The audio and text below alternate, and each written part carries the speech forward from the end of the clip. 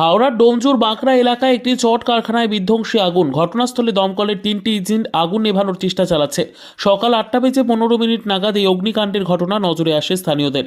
Jute সামগ্রী মজুত থাকায় আগুন দ্রুত ছড়িয়ে পড়ে কারখানার ভেতরে। যদিও প্রশাসন সূত্রে এখনও কোনো হতাহতের ঘটনার খবর নেই সেখানে। দমকল কর্মীরা যুদ্ধকালীন তৎপরতায় আগুন নেভানোর কাজ করছেন। প্রথমে আমাকে বাগড়া ওসি সাহেব ফোন করলেন এই মতো অবস্থায় আলমপুরে, যে স্যার এরকম এই বাগড়ার ঝিলখানাতে একটা জুট মিলে ফায়ার হয়েছে, এই মতো অবস্থা আপনি একটু কাইন্ডলি তাড়াতাড়ি আসুন। এই মতো অবস্থায় আমি এসে আমার 3টে গাড়ি দিয়ে আগুনকে কন্ট্রোল করে দিয়েছি।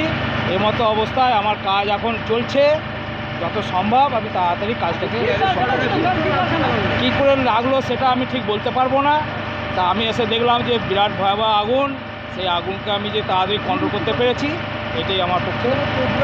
না কোনো ক্যাজুয়ালিটি নেই, কোনো কিছু নেই। আনুমানিক কিছু আমি বলতে পারবো না। তা ফায়ার হয়েছে, আমি এলাম, এসে আগুন নিয়ে না না না না না কোনো ইকুইপমেন্ট নেই। আমার 3টে গাড়ি এসেছে, আর একটা আমি পাম্প চালিয়েছি ওপেন ওয়াটার সোর্স থেকে, সেটা আমার এমপি ভাউজারে লাগিয়ে এর মতো কাজ। ওপেন ওয়াটার সোর্স এই আমাদের এমসিপিটি আছে, এই এমসিপিটি দিয়ে আমরা আমাদের গাড়ি। আগুনের পরিমাণ ভয়াবহ ছিল, কিন্তু এখন নন কন্ট্রোলে।